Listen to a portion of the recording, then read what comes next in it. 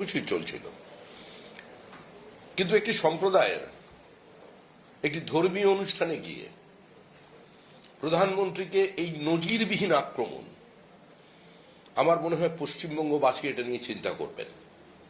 আবার কি আপনারা উদ্বাস্তু হতে চলেছেন? ওনার বার্তা কি আজকের দিনে?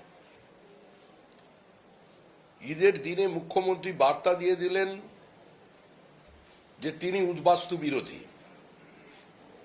তিনি ভারতীয় সভ্যতা, সংস্কৃতি, পরম্পরা, আমাদের সামাজিক বহুত্ববাদের বিরোধী। প্রধানমন্ত্রীকে তিনি নিশানা করে বলছেন,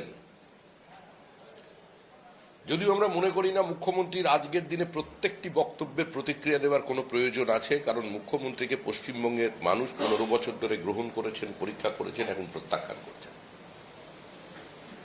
একটি দেশের পররাষ্ট্রনীতি যেখানে কোন রাজনৈতিক দল সাধারণত সরকারি নীতির বিরুদ্ধাচরণ করেন না, শুধু ভারতে নয় ভারতের বাইরেও এই একই পরম্পরা প্রত্যেকটি দেশ মেনে চলে। পণ্ডিত নেহরুর সময় কেউ করেননি, ইন্দিরাজির সময় কেউ করেননি, রাজীব গান্ধী, নরসিংহ রাওয়ের সময় কেউ করেননি, অটল বিহারী বাজপেয়ীর সময়ও কংগ্রেস এই কাজ করেনি। শেষের দিকে কিছুটা বিচ্যুতি এসেছিল।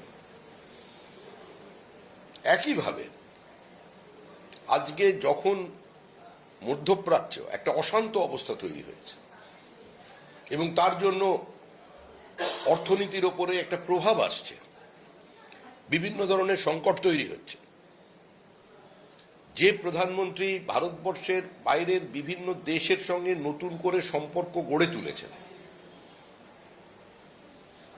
তিনি একটা স্থির জলের মধ্যে তরঙ্গ আনতে সমর্থ হয়েছেন। আজকে সেই আরব দেশ সম্পর্কে বলা হচ্ছে আরবি গিয়ে গলা মেলাচ্ছেন আর এখানে এসে বিরোধিতা করছেন, তাহলে ভারতীয় মুসলমানরা কি